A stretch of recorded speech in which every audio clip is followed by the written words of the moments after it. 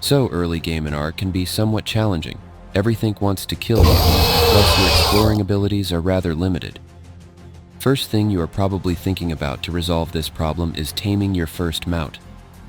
The problem with early game is that, in most cases, you are not able to choose your first mount, and taming whatever is possible is the best idea.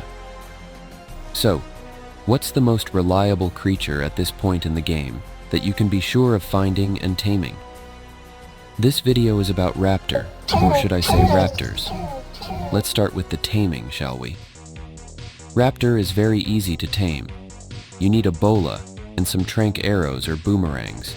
You have to throw bola at it and then shoot tranquilizers at its head. Once you knock it out, you have to put meat into its inventory. You can unlock its saddle at level 18. Raptor is a pretty fast mount, but the trade-off is that compared to the other early options, Raptor is pretty fragile. It has just 200 health points, but at the same time damage Raptor receives from headshots is tripled. Its damage isn't good either. Raptor, without any boosts, deals 15 damage per 100%. At least its attack speed is a little bit faster than most of the creatures in ARK. It's not that good, considering the stats of other small carnivores like sabers, wolves, terror birds, or even capros. But at some point in ARK's lifespan, Raptor got a surprising buff that made it stronger than these creatures, except for wolves, which are kind of insane in terms of damage for creatures of their size. In TLC Pass 2, Raptor got 2 new abilities, Remodel and New Sounds.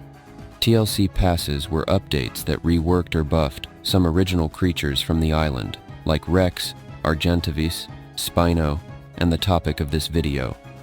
These 2 new Raptor abilities are Pounce Attack and Battle Cry. It can pin down any creature smaller than Parasaurus, immobilizing it and giving you the opportunity for some free damage. The second new ability is closely related to the biggest change Raptor received. It finally got a pack boost. Considering that from ARK's launch, Raptor was associated with pack behavior, and that before TLC Pass 3 there were already creatures with pack bonuses, we can safely say that this buff was deserved. To activate this boost, you will need at least 2 Raptors, up to 6 in one pack. The highest level gets the pack leader buff and is the only pack member which can use Raptor's third ability, the Battle Cry. After using this ability, all pack members get damage, resistance, speed, and attack speed boost. Plus the leader gets damage and resistance boost, just for being the leader. So, these are pretty huge buffs, especially considering the biggest strength of the Raptor is reliability. You can find them on every map, near or at starter locations, and they are one of the easiest tames to tame. It's simply the perfect creature for early game on most maps.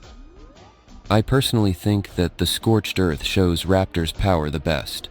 Despite its competition being also present on this map, Raptor is superior because it's the easiest to tame option, spawns at the safest locations, and is stronger in pack than its competitors.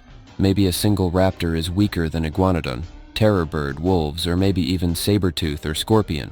But in the group it absolutely shreds its competition, leaving only Dire Wolf as the strongest but least reliable option. This problem is even greater on other maps where Raptor is your only option.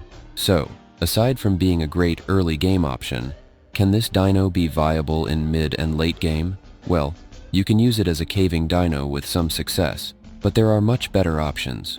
Also, there are lots of creatures that serve as Raptor's direct upgrade.